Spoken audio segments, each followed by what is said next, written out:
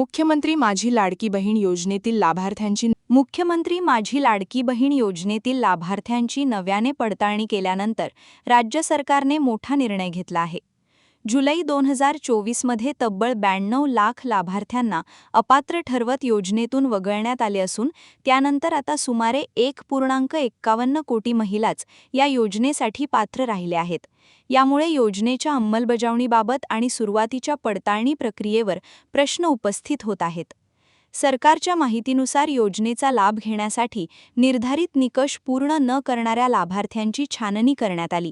या प्रक्रियेदरम्यान सुमारे 29,000 पुरुष आणि सुमारे 8,000 शासकीय कर्मचाऱ्यांनीही नियमबाह्य पद्धतीने योजनेचा लाभ घेतल्याचे समोर आले आहे. या प्रकरणामुळे पात्रता पडताळणी आणि लाभ वितरणाच्या प्रक्रियेवर विरोधकांनी टीका केली आहे. महिला व बालविकास मंत्री अदिती तटकरे यांनी लाभार्थ्यांची संख्या मोठी असल्याने सुरुवातीला पडताळणी करणे आव्हानात्मक होते असे स्पष्ट केले आहे. तर मुख्यमंत्री देवेंद्र फडणवीस यांनी योजना बंद होणार नसून केवळ अपात्र लाभार्थ्यांना वगळण्याची कारवाई करण्यात आल्याचे सांगितले आहे. दरम्यान या योजनेमुळे राज्याच्या तिजोरीवर मोठा आर्थिक भार पडत असल्याची चर्चा सुरू असून लाभार्थ्यांची संख्या कमी झाल्यामुळे वार्षिक खर्चात काही प्रमाणात घट होण्याची शक्यता व्यक्त केली जात आहे. दुसरीकडे विरोधी पक्षांनी सुरुवातीपासूनच योग्य पडताळणी न करता योजना राबविल्याबद्दल सरकारकडे स्पष्टीकरण मागितले असून या निर्णयावरून राज्यात राजकीय आरोप प्रत्यारोपही सुरू झाले आहेत.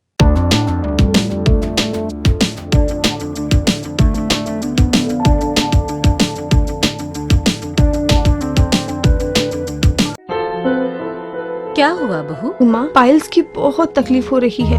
तो तुम गुदरोग सर्जन के पास क्यों नहीं गई?